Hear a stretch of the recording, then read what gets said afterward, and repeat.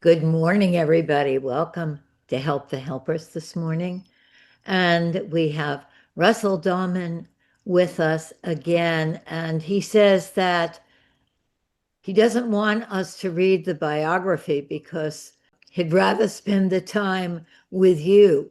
So I hope that all of you have read his biography. And we're very, very pleased to have Russell. And we're just going to read a little description of this morning, and then we're going to begin right away.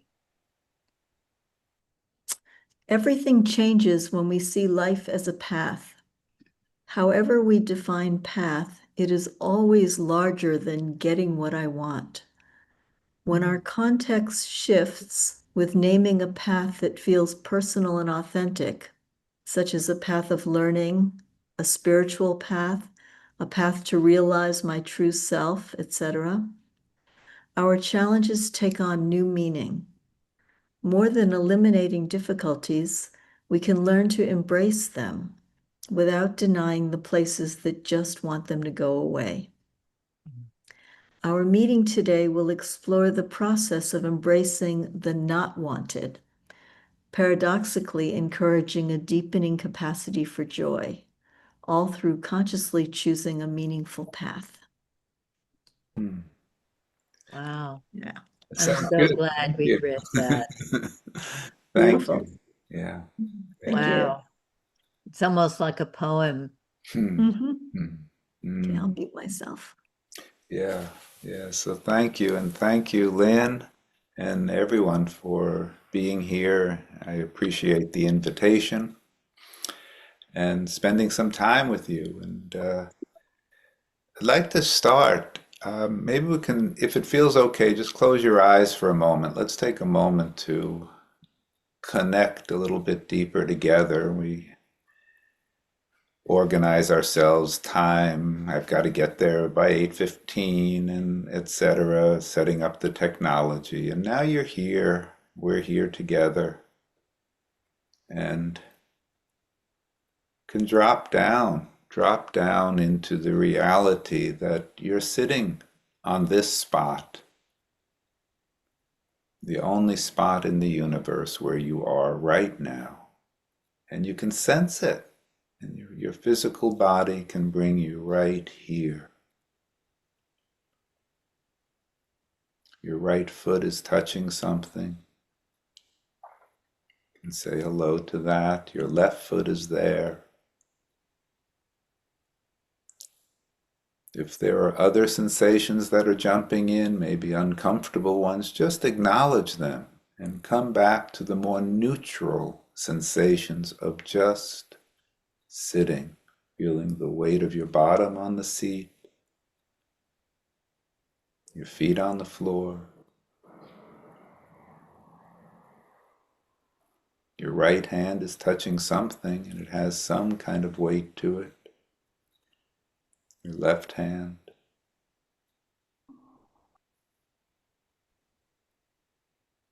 And you can sense as the breath just comes in and out without your effort, without your doing. You can just notice it. So you're sitting on this spot. The breath is breathing. You're here. And we're here together. And you can open in this embodied kind of presence to what is this about life path? Do I connect with that? Do I have some inner resonance or resistance or anything about it? And even as you're reflecting, you can feel I'm sitting here and breathing.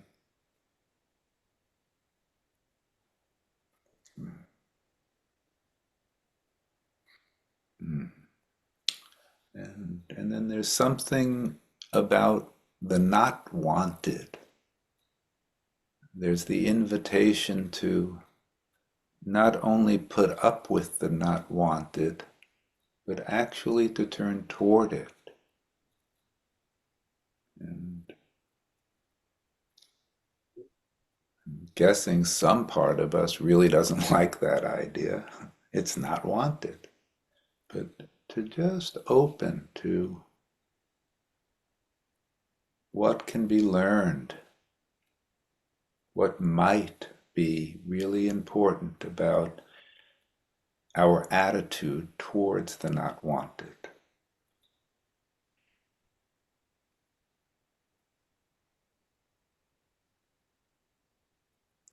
And then you come back to just feeling yourself sitting here. And maybe let your eyes open. That feels okay for you now. And so I want to talk for a little bit, and then we'll, like the usual format, there'll be time for some questions and comments, and then there'll be breakout groups for those who would like to join those. And I'll stay here in the main group for those who would like to stay. So I'm very interested in Gautama Buddha, the current Buddha, had a very simple description of feelings. Okay, too simplistic for many contexts, but really helpful for others, which were basically there were three feelings. There's attraction, repulsion, and neutral. There's what you want, you're getting what you want, going for what you want, enjoyable moments. There's, I don't want that. Stay away. I don't want that pain. I don't want that happening in my relationship. I don't want to miss that train. There's the attraction, there's the repulsion, and then there's the kind of neutral states. And it can be a helpful lens, certainly not a complete one, but a helpful one.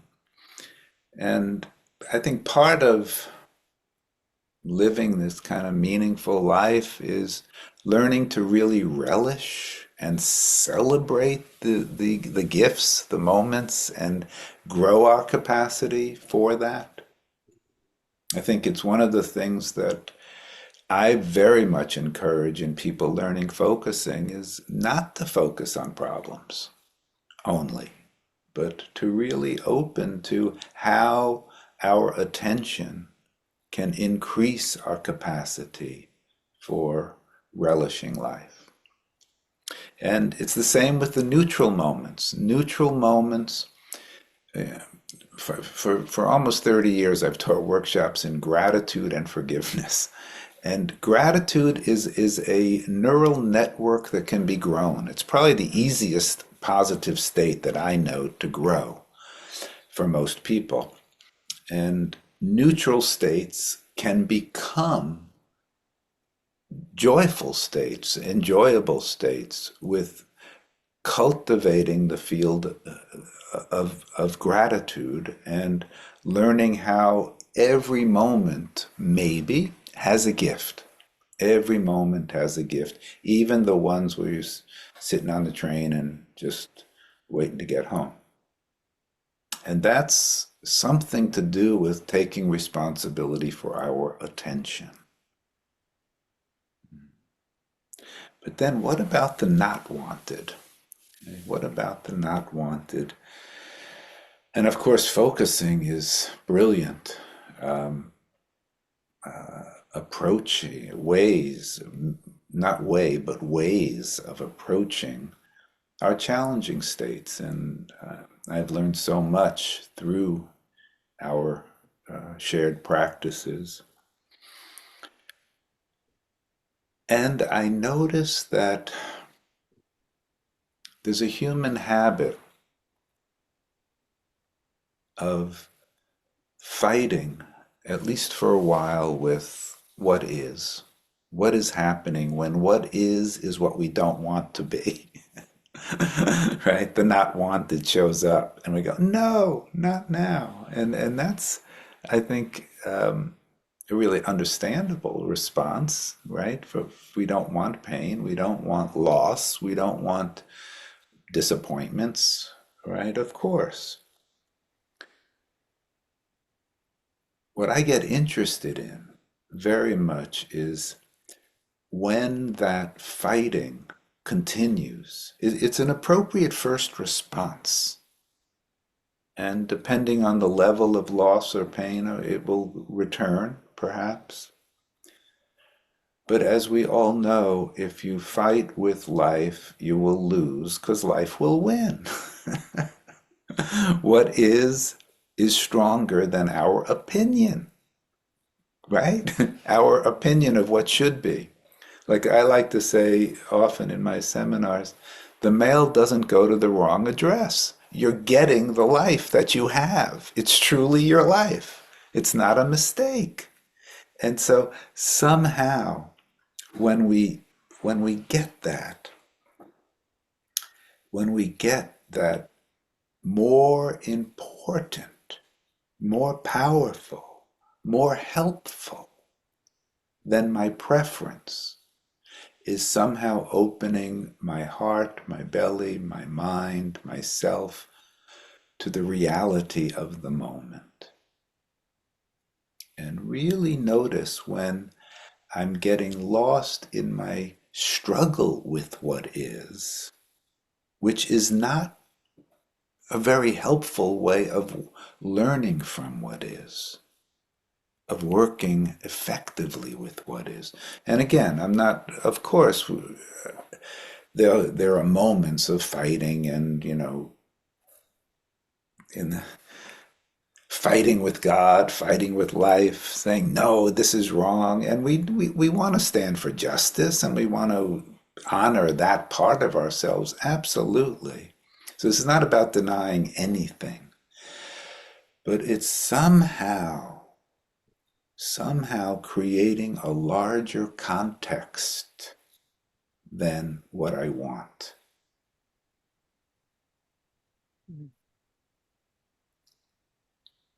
Somehow finding, not because someone else gives me that path or that decision or that context, but what can feel true, real, yet somehow includes my preferences but is not dominated by them. I love this powerful, powerful line from Dostoevsky. The thing I dread the most is not to be worthy of my suffering. Wow. The thing I dread the most is not to be worthy. And that's not like, it can be interpreted like good and bad or guilt or something. It's way beyond that. It's how do I meet life and say, after I go through my struggle with what is, how do I get to, yes, this is what's true? How do I embrace it, not only put up with it?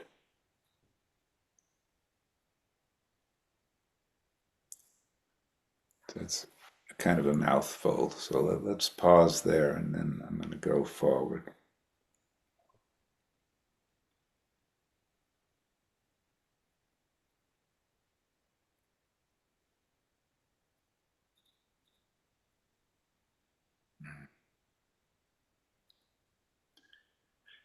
Actually, it would be wonderful if somebody could say back something that they heard that resonated or didn't resonate. It's just something from that, so that I make sure we're in connection, and I'm not just talking. Could somebody say back something?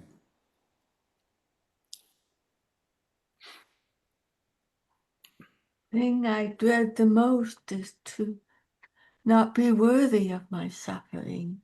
Mm. Dostoevsky. Mm. Mm. Yeah. Notice when I get lost in my struggles with what is.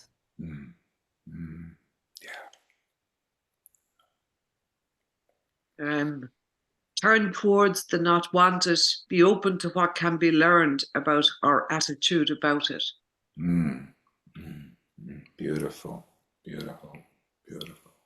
Life is completely different when we experience that we're on a path, and we can be curious about where the path will lead, even when we're in the middle of the wild woods.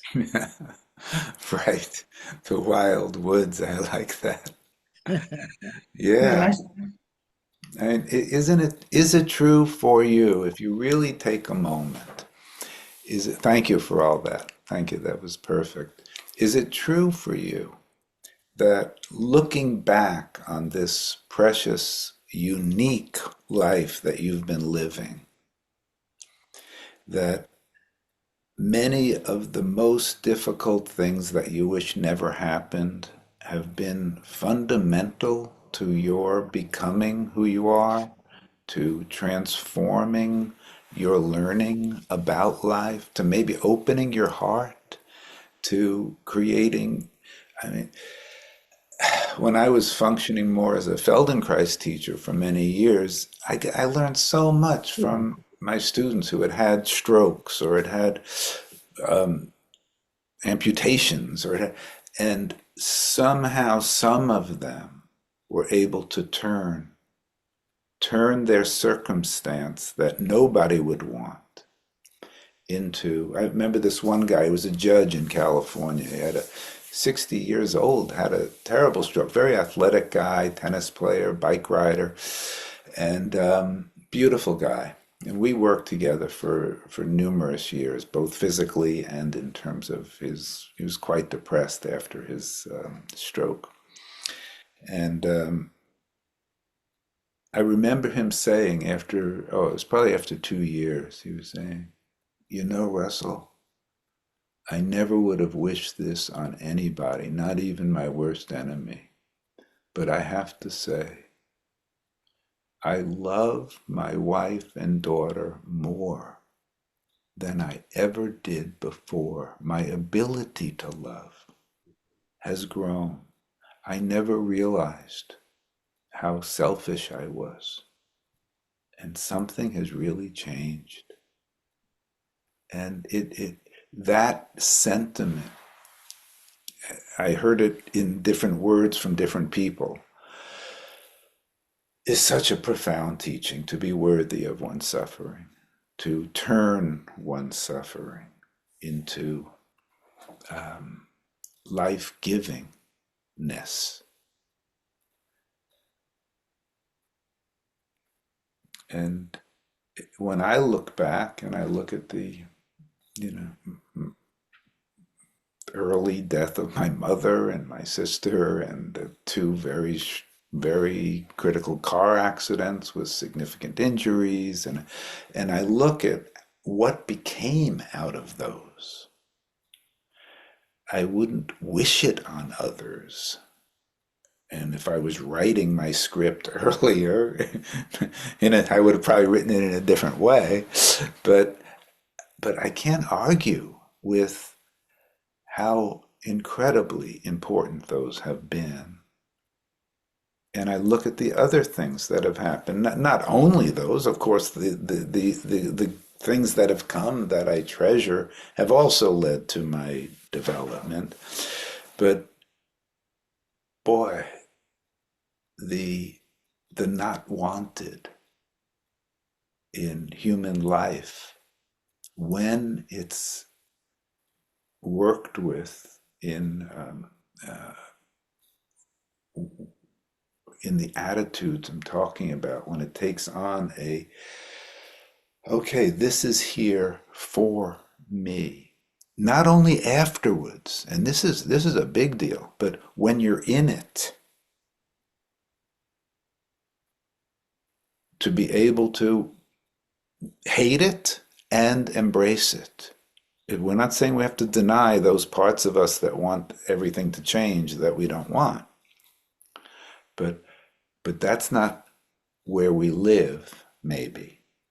Especially if there's some kind of path that's larger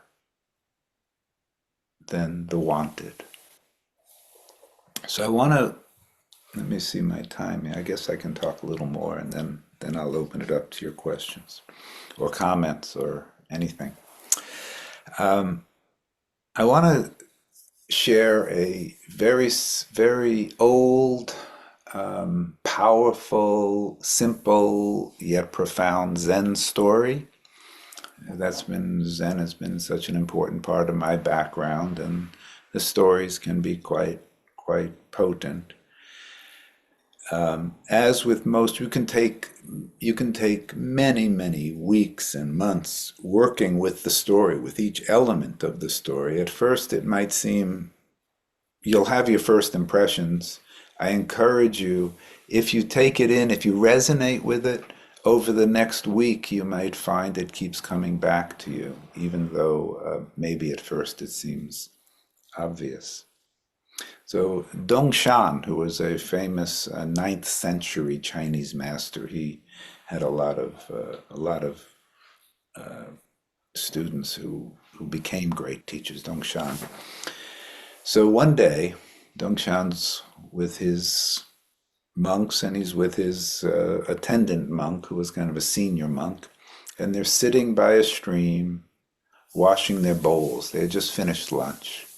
So they're washing their bowls, and they hear this raucous sound. They look up across the other side of the stream, and they see 2 crows fighting over a frog. They're ripping the frog apart. And you can imagine the sounds. You can imagine the blood. You can imagine the hostility, the pain. And the senior monk was quite a sensitive soul, and his heart was quite open, and he's looking at it, and it's like, he says, there are 2 translations of what he says to Dongshan. One is, why does it have to be that way? Why does it have to be that way? The other is, why does it come to this? Why does it come to this? And of course, the crows ripping the frog is our backaches, is our divorces, is our child getting hurt, is what's happening in Ukraine. It's every bit of suffering is encapsulated in 2 crows ripping at the frog. And sometimes we're the frog, and sometimes we're the crow, and sometimes we're the monk, and sometimes we're just the bowl getting cleaned out. But that's a much more elaborate story. So for now, just picture this moment. Why does it have to be that way? Why does it come to this? He's really earnestly asking his profound teacher, tell me, I don't know how to deal with this. I hate it. I want life to be different. I don't want this to be like this. And in his very famous response, which maybe can even sound a little mean when somebody is suffering the way the monk was, he says, it is only for your benefit. It is all for your benefit. It is happening for you. Now, I would never say that to someone who was suffering. He had to have a very intimate relationship between this teacher and this student. And in his moment of suffering, saying, it is for your benefit. This is an enlightenment moment for that student. And the second, I got to give you the second response that doesn't exist in all the translations, but it is even tougher to take, but I don't want to leave you without it. But please don't get hung up on it right now. He goes, it's all for your benefit, and you caused it. You caused it. This isn't a mistake. This is your life. You are meeting life in this moment, and you are part of the creation of this very moment. That's a strong statement of not fighting what is. It's saying, okay, I totally acknowledge my preference, my wanting, my really wanting that not to be happening in Gaza, and that not to be happening to the earth, and not to be happening to my friend's job, and that not happening, that student who just got the cancer diagnosis and doesn't know what to do. Of course we don't want all those things, but how does it become? It's all for your benefit. We don't need the you caused it yet. That's a little further down the road, but it's all for your benefit.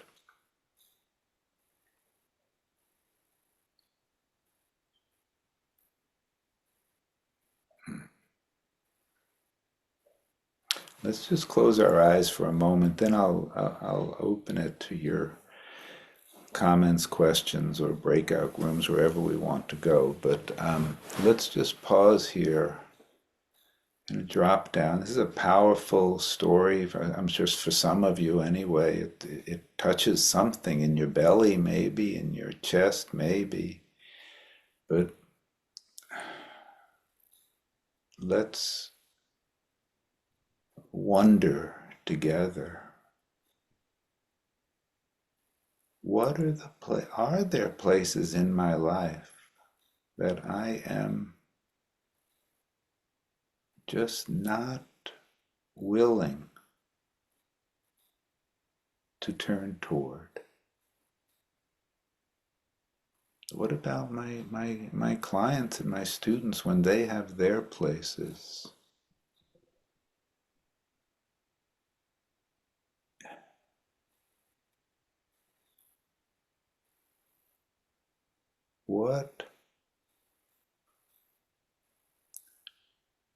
What can fit as a context that's larger than just I hate it and I want it to go away?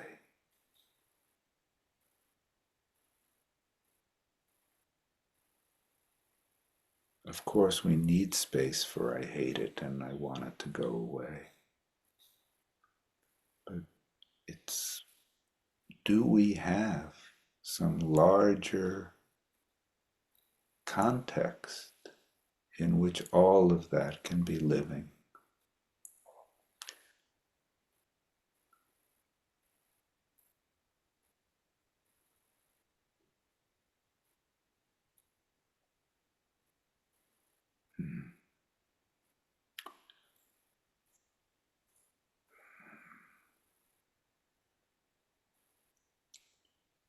And sometimes it's hard to be a crow, and sometimes it's hard to be a frog, and sometimes it's hard just to witness it all.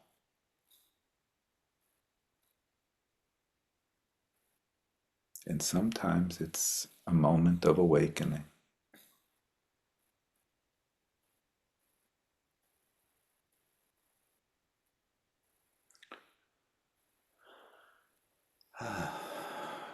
So, thank you so much for listening. If there's anything that you would like to bring forward, either as a comment or a question, and then we'll have time for breakout groups.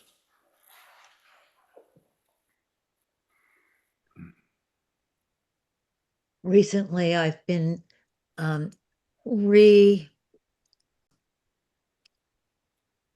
renewing my enjoyment of Gene Gendlin's description of his reaction when his client is angry at him and he goes, oh, they're getting stronger. Oh, and I think that ah is such a human experience. And I was picturing, all the unwanted things, all the things in the world and in our lives. And then this, what is it? What is it doing? What is it really? What's happening to our species, to our world? And I want to add to that as a therapist, I know that it's instinctual for us to feel like the unwanted things are happening because there's something defective in us. There's something bad. We did something bad. It's a punishment. And I think we have to accept that instinctual response in the same way. That just is the human thing of, oh, what did I do? Oh, that I'm doing that again, and accept my reactions, the as part of the whole thing. Yeah. Yes. Yes. As part of the whole thing, and it can be, if it's not what's wrong with me, it's what's wrong with them. Yes, yes. Right. Right. It's somehow there has to be a blame going on somewhere, and and there's a human moment in that, and I would suggest that, as you are saying, Lynn, that we need to acknowledge, accept that that's part of it, and not stop there. Not stop there. The as we all know well, that blame game is is not a path that's going to lead you to liberation. We need to acknowledge that instinctual, if we want to call it that, response or reaction, and really question ourselves. And this really gets to some of our, core places where we just say, no, they are wrong. They are doing this to me or to us and somehow that mind stream is rarely a liberating or a helpful endpoint, a place on the way. But phew, Yeah. yeah, thank you.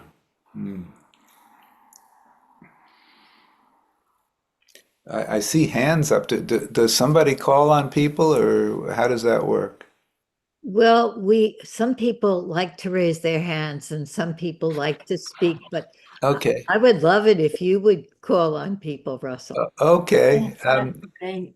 I I see Marianne. Hi. Hello. Thank you very much for reaffirming something that I truly believe in and value. What came up for me are a few things, please. I hope you can indulge me as I share with you. The first thing is, as I'm grappling with the mystery that ultimately drives all of humanity, what comes up for me is what's in the book of Job. When Job, this righteous person, is undergoing a lot of calamities, and the righteous people say, oh, you must have done something wrong. See why it was done for you, and what is it you can learn from? And the answer came from above that said, you fools, were you there when I created the world? Meaning just about anything we come up with will be some kind of a story that will make sense to us. And Carl Jung said, it doesn't matter, just make up a story that you can live by.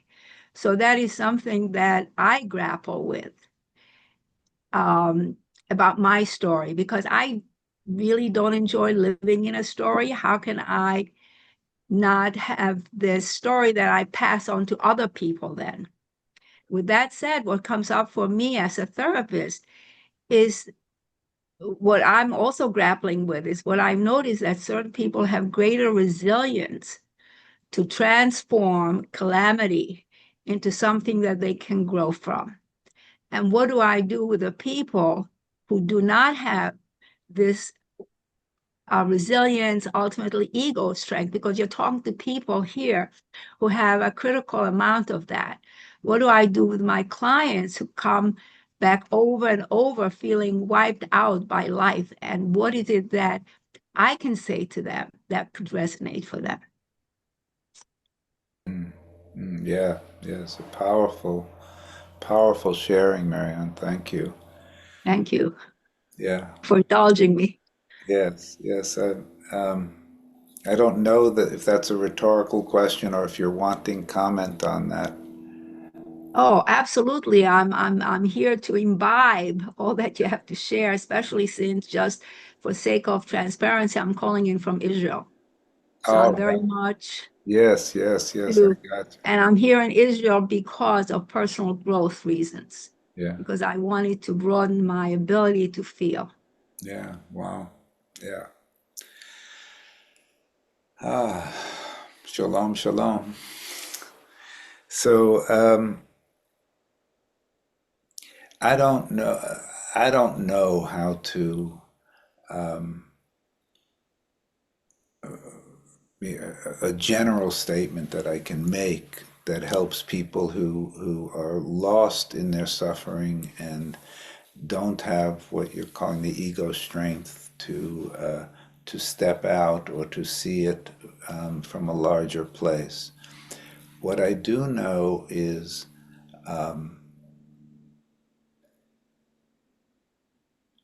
giving the example of your larger place when you're in good connection with another. It's like, to use a somewhat of a helpful analogy, it's like a parent not trying to help their child be better, but demonstrating what a larger view is like, and and being willing to show that, stand for that, what I do in my suffering as a modeling is often, I think, the best we can do for using our relationship as a way of fostering a new view in others. Thank you. Very helpful. Very helpful. Thank you very much. And let's see where. Amona. I don't know if I'm saying that right. Hi.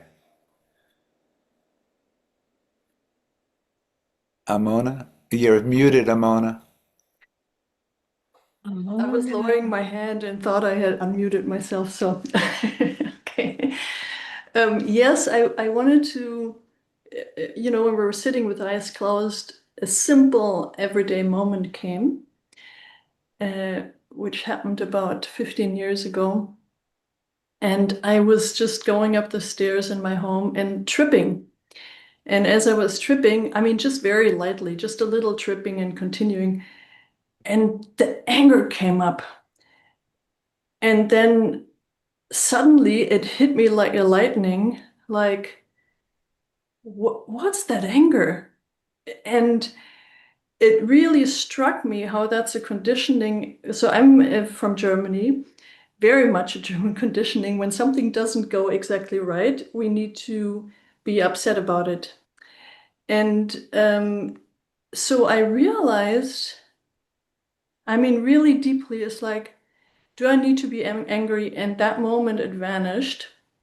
So that was just some moment I really remember how it's conditioning or choice in these little moments. And then as I kept sitting and just now, a remembrance came from 2 days ago, and I was just in the way of someone on the sidewalk for like perhaps a second. like she couldn't go by, and then this angry face, and I'm like, okay, sorry. But also this kind of already ingrained angry face, which one sees a lot in Germany. And so then, okay, so then the part of me comes, which doesn't like that kind of reaction by others. I continued riding my bike and saying out loud, okay, so now you slowed down my day by like half a second, and I'm gonna have to be angry for the rest of the day because you did something wrong. You shouldn't have done that. So that was my way of kind of like Yeah. letting it out, just with myself, of course, not toward the person, just with Right. myself on my bike. Wonderful. But I just want to say one more thing, which is you said our larger perspective or the life's path. And what really brings it in perspective for me is to have experienced so many different cultures and groups. And it's almost like an inner beautiful ambition to know we can be with life or react to life in so many different ways. And then noticing my reactions, noticing other people's reactions, and this fascination to grow in that and to find, let's say, more beautiful ways. I want to say this really puts everything for me in perspective. That makes every time, even if I get angry, into a learning experience that's interesting. Yes, yes, beautiful, beautiful. That perspective, that larger perspective, that learning. And I want to celebrate for a moment. As you were speaking, I actually had the thought, oh yeah, I want to remember to say, and sometimes just exaggerating the response, playing with the reaction. Oh, that step shouldn't have jumped up at me. Why did that, just playing with, oh, that person's going to be angry all day. Oh, I should be angry at, oh, yeah, and to kind of blow it way up is often just a great strategy to break through the habit reaction, right? Thank you. Thank you. Mm-hmm. Okay, one more and then we'll go into breakout. Marvin, hi. Hi, there's been Jim before me, if you don't mind. Russell, there has been Jim waiting before me. So I Oh, don't mind if I go later or not, okay. but he was there before. Oh, I didn't see him. Sorry. Jim? Thank you, Marvin. I wanted to say, I guess, one and a half things. I didn't know if it's one or two, so I'm averaging it out. One is I often am not worthy of my suffering, and I have to tolerate that and suffer. And often I'm not even worthy of that suffering. Uh, Second, I want to talk about there was a honeymoon period when I used to seek out things, seek out the unwanted. And like all honeymoon periods, it came to an end when I realized there are things that I don't want so much that I can't seek them out. It's not up to me what I'm going to confront. I can't seek it out, and it's intolerable to me. I'm not worthy of the suffering of that. So that's what I wanted to say. Thank you, Marvin. Thank you. My name's still Jim, by the way. Oh, all right. Sorry, Jim. Right. Okay, so Marvin, maybe afterwards, because I think we should have time for people to enjoy their breakout groups, for those who'd like to go, because that way you can really share something. So, does Christine organize those? How does that Yes, work? yes. Okay, so Christine, if you could organize that, and how long should they take? What about Marvin? Yeah. Okay, let's hear from Marvin first. Yeah, Okay. I love Very good. the rules being broken. Yeah. Sorry, just one question I had. It was a question because I was asking myself what you shared. Has it to do with the rapport we have with choosing the wrong path? Like the rapport we have with making mistakes, or creating wrong understanding inside of us. Mm. The the rapport that we have. Can you say that? Can you say that again? I want to get it. I didn't quite get it. The rapport that we have with ourselves inside, Yes. as if when we choose the wrong path, When you say wrong path, can you tell me what you mean? making mistake or making a wrong understanding, creating a wrong understanding. Uh-huh. Yeah. And so the rapport you have with yourself in those moments. Yeah. Yeah. Yeah. And I'm guessing what you're meaning, is that rapport one of caring or warmth, or is it one of judgment? Is that kind of what you mean by that? I mean, it's something to do with disempowerment. Hmm. We feel powerless. Ah. Yeah. Mm. Mm. Mm. Yeah. Yeah. Yeah. Yeah. And of course, Do you mean compelled to continue in one way, even though you may see, oh, that's really not where you want to go, but there's something driving you there? Is that what you mean, Marvin? That could be part of it, the internal battle. Yeah, it could be. mm, Do we have to keep on going or not? Choosing another path or not, and not having any answer, not knowing actually. mm. Yeah, I think that's a great, if I'm getting it right, it's a great example of the brilliance of focusing strategy, we could say, or attitude or way of being. Any of those would fit, where we can say, oh, to that place, we can have a relationship to that place that's carrying that, right? And that changes everything when there can be even a little bit of space that allows a relationship. And boy, what a gift when we can know that and be able to find that very regularly, and where it becomes almost as strong as the habit of the reaction. Yeah, so you suggested we find it every hour. Yeah, yes, yeah. My basic understanding, basic teaching, basic life is when we are truly in presence, when we are really here, not running our story, where the story is in the background and we're present moment, and from this embodied presence can say hello in there to anything.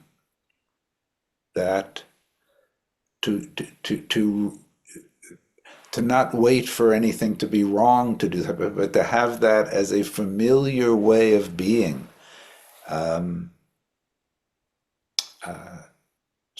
That's a path. It's a path of presence. Yeah. Thank you, Katharina. Let's do breakout groups. Is there a chats down here? I don't look at chats a lot. I'm sorry. I'll look at the chats while you're in breakout groups. How's that? How long would you like us to be? I don't know. What's good? 20 minutes? Is 20 that good? minutes sounds Okay, good. 20-minute breakout groups. Okay, we'll And I'll see stay you here all. for anybody else. Yeah. Okay, Okay. we'll see you all in 20 minutes. So are the people here, these are the staying here, yeah? We're not in a breakout room, we're in the room. So, anything you'd like to offer? I wanted to say that I kind of wanted to hear your answer to Jim's question, but we got a bit, I don't know, sidetracked with all the should we, shouldn't we? Because it was quite interesting. I thought a question. Do you know what I mean? Like that we went. Go back to it. Go back to. Well, I don't remember it exactly, but I think what he was saying is like there were there are times that you know you really can't, it's just so strong, the difficult feeling or the difficulty that you're Yeah. in. That's what I think I've heard, that it cannot do all of that. So what do you do? I think it was, Right, can right, anybody right. else help me? Yeah, no, I don't know. yeah. I think, well, whether that's, I think that's pretty close to what I got, but whatever, it's a good question. Yeah, so, you know, what I find very helpful for myself and my students is really naming what is and naming it out loud, even if I'm alone or they're alone. There's a big difference when somebody thinks it, says it to themselves, or verbalizes it, whether somebody can hear it or not. And it activates different parts of the brain, is my understanding of how that works. But to be able to say, this is just too much for me. I'm with a place in here that doesn't know what to do, feels totally overwhelmed. I see you. I see you. Any space from whatever it is, even the I can't stand it and I don't know how to be with it. I'm with the I don't know how to be with it place. Right? There's always that next something that that with some practice has some kind of warmth in it, some kind of warmth in the seeing. I like the some kind of warmth in it. I like that. Yeah. Hmm. One of my students in one of my I have these mentorship programs that go for 3 years, and he was a very old-time Zen student, actually, very beautiful man, developed man, Canadian guy. And he, at the end of each week, we have kind of a no talent show where people can do whatever for entertaining each other, read a poem, do a dance, whatever. And I remember the first week we were together, he said, I want to introduce you to my friend. And he brings out a teddy bear that he always travels with, named Rudy. And he went into this dialogue with Rudy. And it so inspired me that when I went home, I went down in our basement and we found the box of my daughter's old toys, and we got out a bear. And the bear started sitting on our bed, and we would sometimes talk to each other through the bear, and sometimes the bear would be part of the conversation. And it sounds crazy from a distance, but it's amazingly touching. So so I sometimes invite people, get yourself a teddy bear or something. I know a couple who did that also, who spoke to each other through their dog.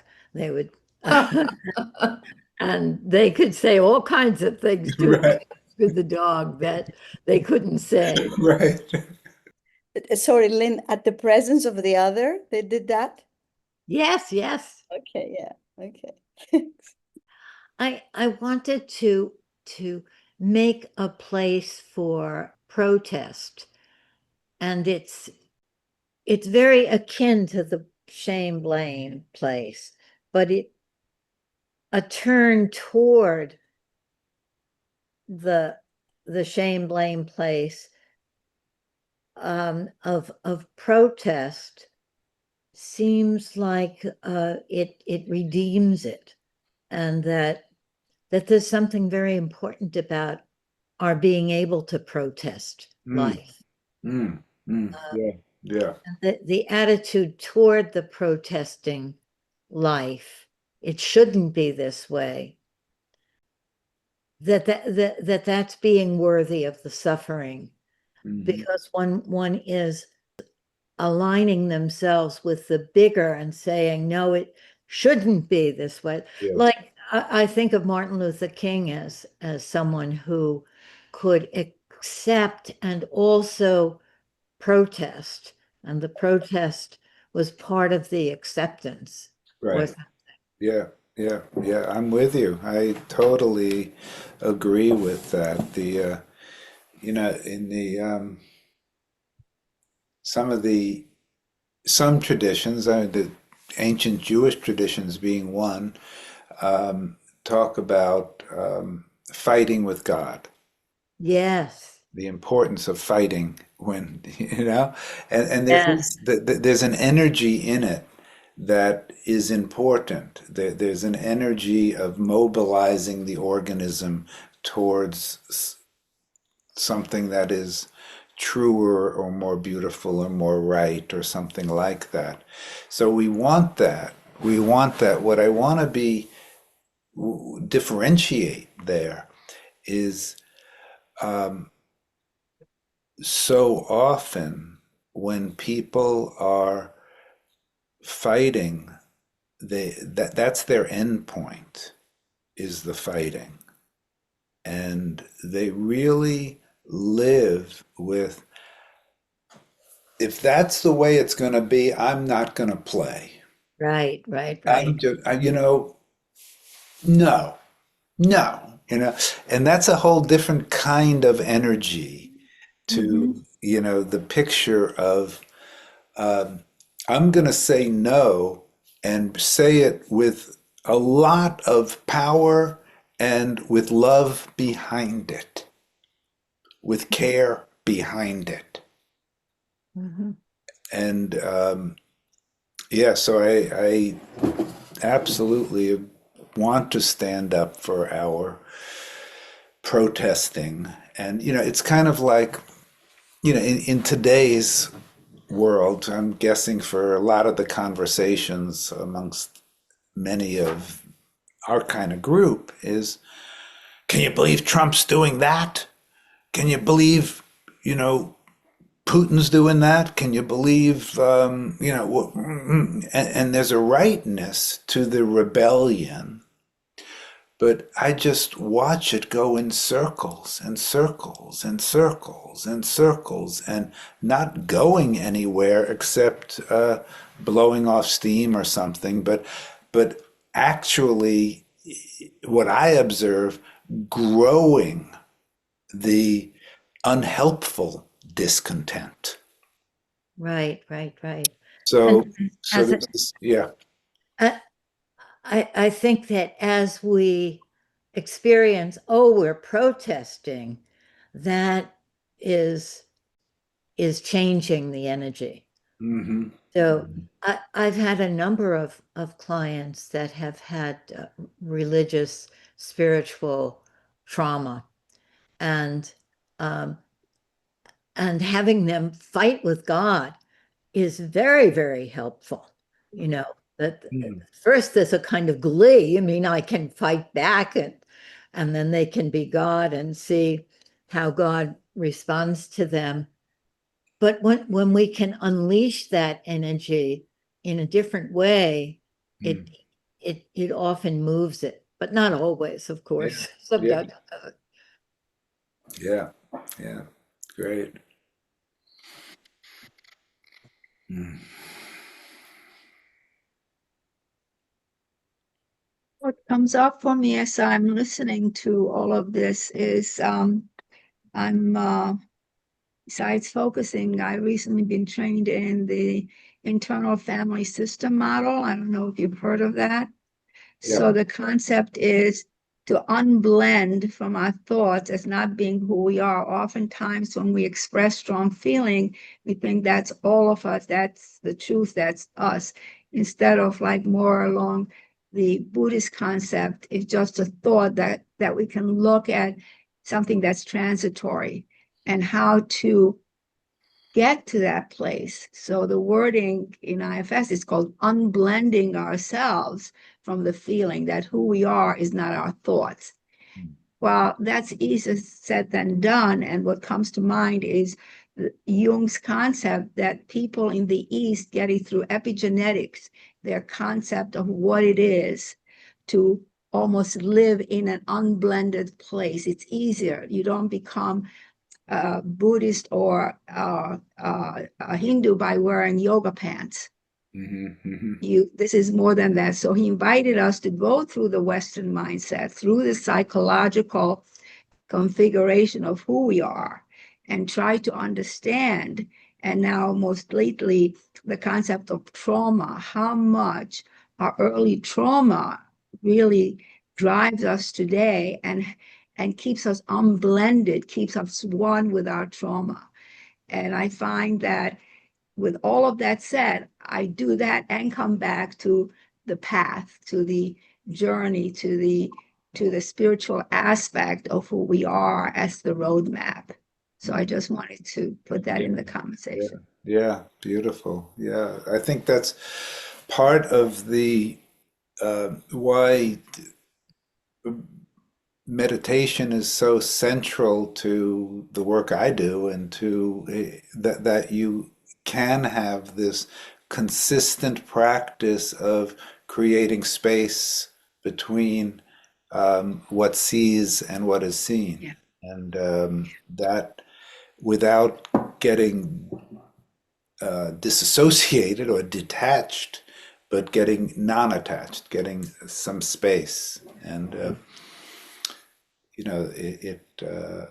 or what we also say bypass. One of my earliest challenges was not to use meditation as a spiritual bypass. Right, sure, yeah.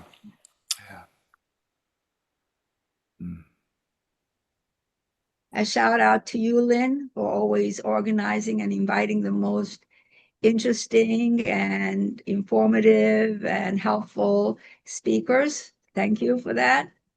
I think Katerina is the one to thank. She does a lot of the inviting. I didn't know that. I do inviting too, but Katerina does a lot of inviting. Well, so thank you, Katerina. Arthur, the one who did the Ah. Yay, Arthur. And thank you, Russell, for your years of devotion and dedication. I'm a big Feldenkrais person, and I'm not going to say Buddhist, but definitely a meditator and a big focusing person. So I really value your embodied presence and really landed for me. So thank you. Thank you. Me too. Yeah, I've been very, very, very lucky to be exposed to these potent teachings that they all have a fundamental understanding that is congruent between all, and they all give a slightly different, sometimes significantly different gift. And I feel so very blessed to have encountered them at a young age and been able to live my life with that kind of guidance. Yeah. I just want to thank you also. It's just, it's hard to find words. I feel so greatly touched. And there's something about how you embody all of this that is, I mean, can have the experience right now. Thank you. Thank you. Yeah.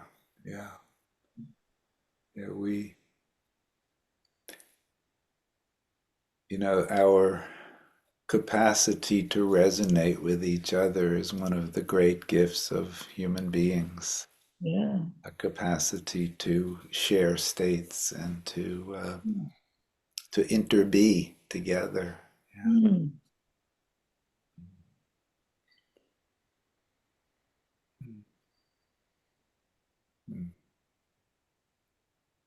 Can I share something about the capacity for interbeing? Because Sure. when I jumped in a little bit late, I heard Yulin saying a dog, and now I'm sitting and I'm listening to you, and I'm having this interconnectedness. This really something in me is so touched. I have a new house in Italy, and one of my neighbors bought a dog. And this dog lives in a very small yard and never was allowed to went out.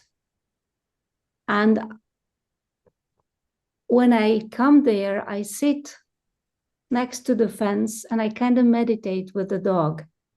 And now it is a wolf. It is 1 year old. It's pretty big, yeah. But this time, I now all of a sudden felt that I could buy a leash and take him for a walk. And I started walking with him with a sense of really that we understand each other after this sitting together close to the fence. And as you, Russell, said, there is this possibility for us humans to interconnect in this way. Something in me is very touched. I wanted to share that I really experienced recently, that it's possible to talk to animals like I've always had, but this one was quite of a stranger, and so I wanted to share that. A gift for each other. Yes. Thank you. We're all coming back. Yeah. Hi. Welcome back, everybody. Hello. Hi. Yeah. And we're eager to hear how your breakout room was, what's there, who you are now after all of this. Anything that you want to say. One of our group person just left. I don't know if she intentionally left or she got disconnected or something, and it leaves such a feeling of incompleteness in me that I should have done something to prevent it, or I should have done something to know. And I don't know what to do with that. That every opportunity that comes, it stirs a bit of a learning. Like, yeah. So even if I write it in front of my eyeglasses, like every day, every minute, to remind me that every incident or minute is for me to evolve.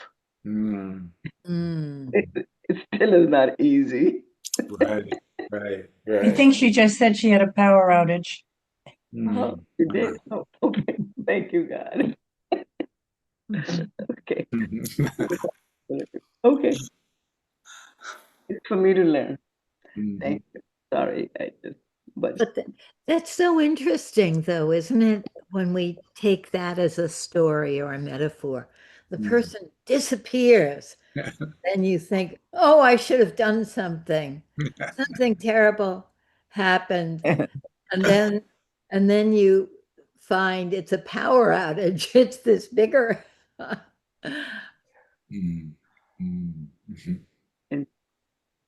And she's from Bengaluru, and power outages are common in India. I know that what happened. Yeah, it makes me feel better though. Okay. And when you said that, I had the thought of, well, first, how wonderful you could be aware of it, and how wonderful you could see it as a potential moment of learning. And then I started having this picture of when I mentioned this earlier, when I have some moment where a thought like that comes, how I love to play with it. Once we get that our thoughts are just thoughts, they're not true, and is it a helpful thought? So what I love to do is then exaggerate. Oh, what did I do? Oh, I must have changed the whole world for that person. Oh, they didn't want to be with me. That's why they left. And you know, it kind of busts the bubble of that, because most of those kinds of thoughts, I know this sounds very judgmental, but I'll say it anyway, are self-indulgent. They're putting us at the center of the universe again.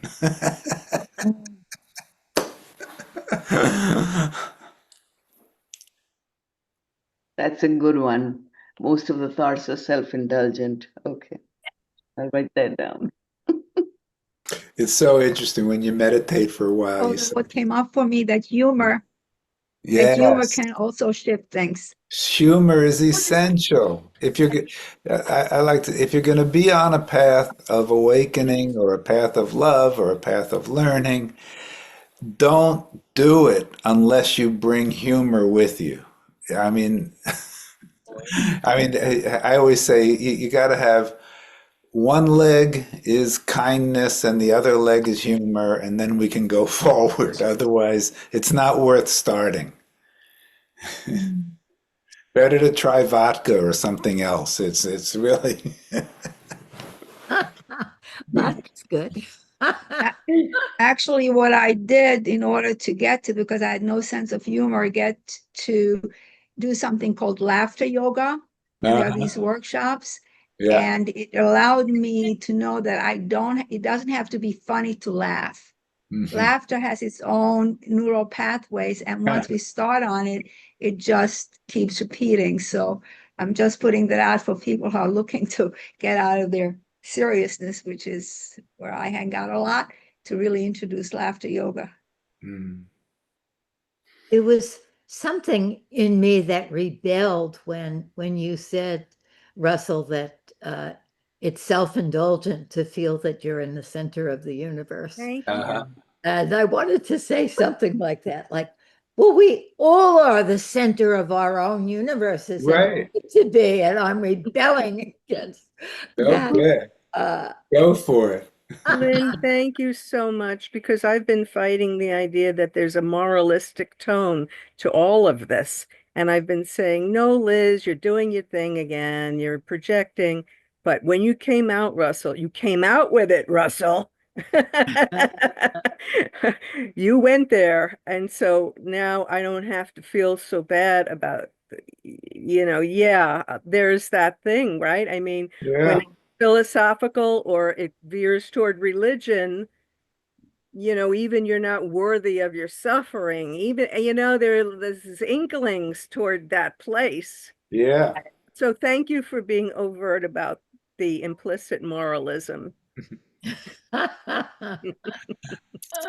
Maturity morality is what the self-psychologists call it.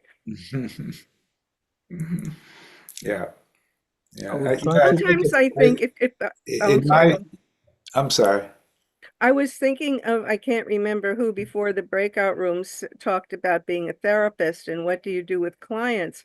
And I was just thinking about, if we sit with somebody or ourselves, right? And we're supposed to be these big grown-ups, and there's this thing about, snap out of it or something. But if I look at a client as a 5-year-old or a 3-year-old, and you wouldn't really, well, a lot of parents would say that, but I don't think it's a great thing to do as a parent, stop being self-indulgent, or it's always about you, or then you can get more compassion for, we are the center of our universe. Well, from my point of view, yes and no. And if you only think you're the center, there's a big problem.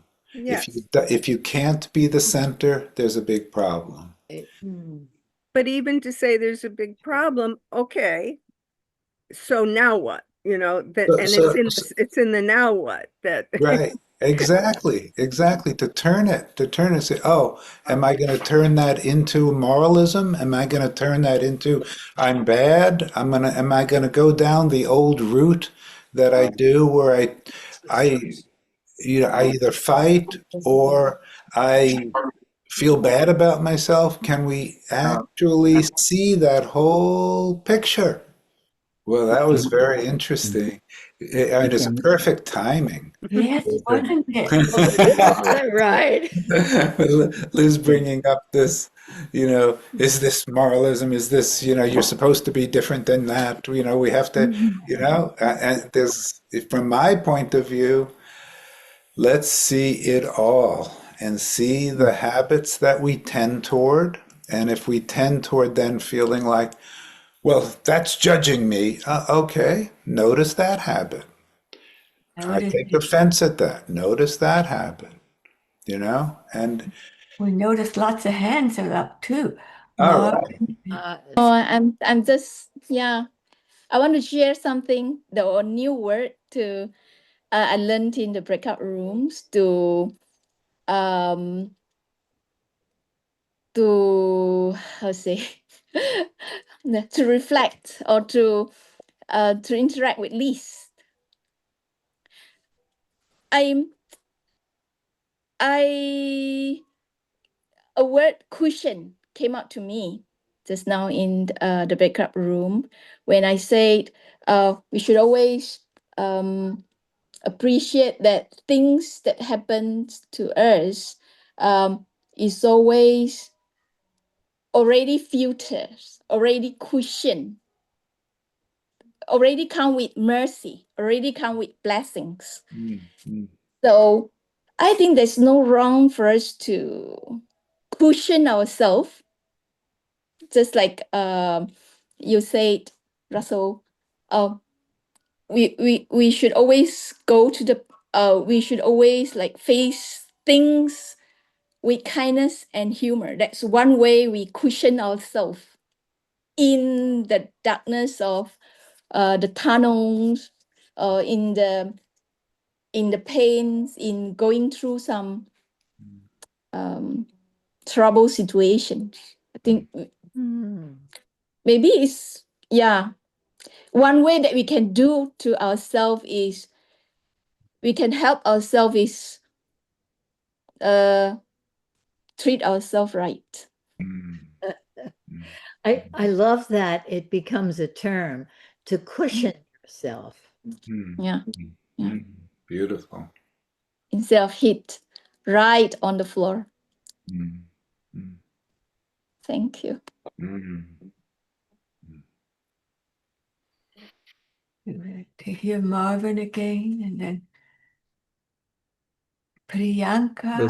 There's Susan also. Yeah, Susan. we'll listen to Marvin, then Priyanka, then Susan, and then we'll have a poem.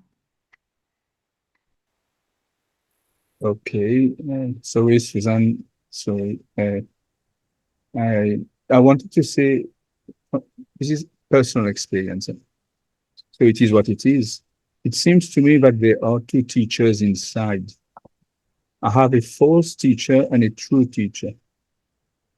The false teacher is the one that comes after the event.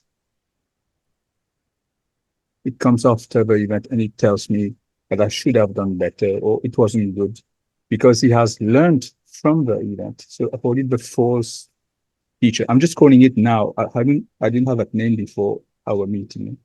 False teacher. But the true teacher for me is a trick voice. I have a trick voice inside that tricks me, derails me, puts me on the wrong path. And I hate him, but he loves me. And he keeps pushing me and testing me and getting me to derail until I understood that he was ready to sacrifice whether I love him or not, because he would always love me.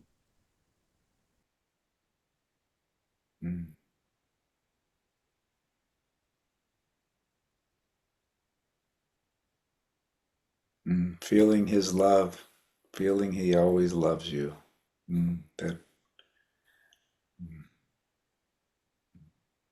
Bianca. Thank you. I really loved the session. It really hit something in me that I realized I go into shame a lot, and the kind of shame that is not the one that helps me when I've done something to hurt someone, but shame about me. And in that moment, it's very hard to turn to shame because it's so paralyzing. Just paralyzes my being, and it's difficult to turn to it. So maybe if anybody here, and Russell, if you have some guidance, I'm looking for some guidance on how to turn to that shame. Mm. Mm. Yeah. Yeah. Priyanka, Byron Katie does a lovely turnaround. She says, is it true that it is difficult to turn towards the shame? And who would you be without that belief? So I suppose everything is a habit once we, or a belief, our habits that we identify with, especially if we believe they're true. It's only a band-aid. Lots of love to the shame.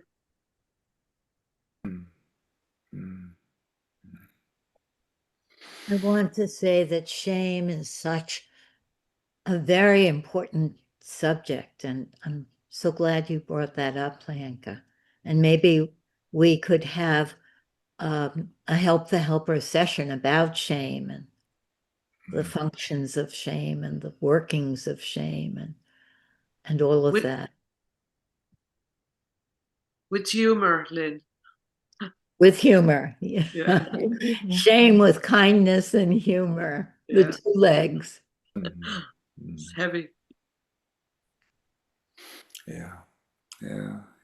The well, it's really important that you brought that, and I think it's a great idea, Lynn, to have that subject. And just as a quick response,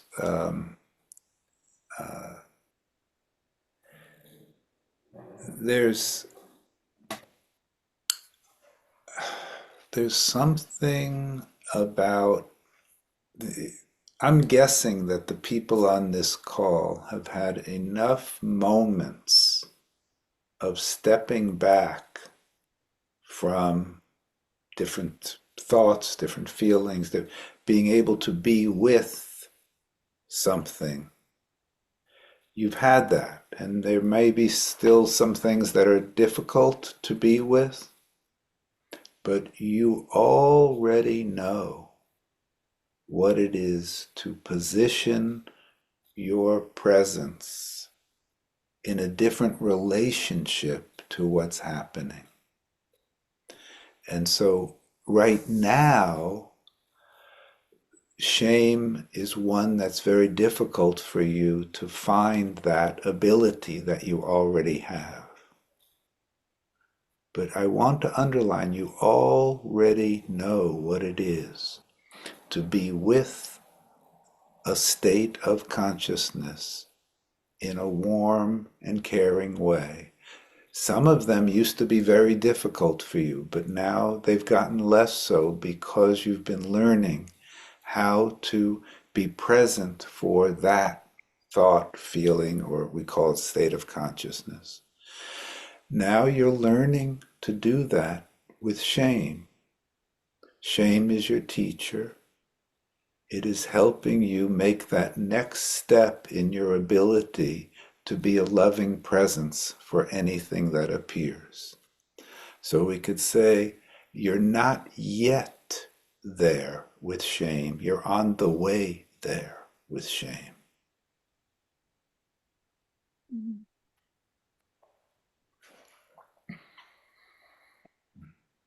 I like that. Can we hear from Susan? Hello. I just want to say that our group shared a lot of laughter and we had parts rampaging throughout our session and tossing things around, throwing things around, and just really enjoying each other. And I wondered, Lynn, if you had in the past or thought about in the future having an in-person gathering where some of us could see each other in person. I realize not everybody would be able to do that, but I just want to put that out there. I'm hoping that all of us will come to Vienna in the summer for Jean Gendlin's 100th birthday, the Focusing Conference. So I'm hoping to see you all there. Thank you, Susan. So we have a poem. Yeah. And before the poem, I just wanted to put out, well, first of all, thank you again. And second, starting this Thursday, I'm having a Zoom class that's based in China that will be translated into Mandarin, but is open to everybody in the world. And it's 4 meetings. And then I have a second meeting for those who want to join it on Sundays for English only. But the people who attended the previous classes are finding the translation is a wonderful time for pausing. And it's a very lyrical language. And I'm going to just be presenting kind of embodied life teachings over the month. So if you went to my website, it's pay what you want for it. There was a price initially given, and then I just opened it so that especially the people in China wouldn't have a struggle with it. So if you're interested, go to the website and you can check it out. Oh, thank you. It's all recorded as well, so you can have the recording if you can't attend live or doesn't. Oh, that is beautiful. Thank you. I'm so glad you're doing that, Russell. It's exciting for me to have just out of nowhere, after so many years of teaching, a lot in Europe, a lot in Australia, a lot in the US, that Asia has been coming forward in the last 6 months with a lot of invitations. So it's really exciting to be with such a different culture, such a different language. For someone who's really interested in how language influences experience, it's really a fantastic journey. Can you say what your website domain name is? Yeah, you can get there 2 ways. One is the embodiedlife.org or russelldelman.com, the embodiedlife.org or russelldelman.com. And if you go to the offerings, you'll see in October that you can register for the China class. I'm definitely going to register. Okay, I think we're ready for. Lynn, can I just take one moment, please? Sure. Russell said something which was very important in response to Priyanka's thing about the shame part, that how do we have a moment to repeat what you said, Russell, if you remember? Because that can be applied to anything. Yeah. Well, what I was saying was that everyone on this call has experienced already what it is to stand next to or step away from with a warm, caring attitude towards some state of consciousness. And you've learned to do that, and most of us are on the way to doing that with our more difficult states. So I love the expression, I'm not there yet, because yet lets you know you're almost there or you're getting there. And to really know that you have already trained your nervous system in how to step next to, not so far away that you're abandoning it, but with warmth, not be in it, but with it. Thank you. Thank you. So Russell gave us a poem for today. It's called The Way It Is. The way it is. There is a thread you follow. It goes among things that change, but it doesn't change. People wonder about what you are pursuing. You have to explain about the thread, but it is hard for others to see. While you hold it, you cannot get lost. Tragedies happen, people get hurt or die, and you suffer and get old. Nothing you can do to stop time's unfolding. You don't ever let go of the thread. So that was from William Stafford, who lived from 1914 to 1993. Thank you. I love that poem. One of my favorite poems. Bye-bye, everybody. See you next week. And Russell, thank you so much. Thank you all. So Bye-bye.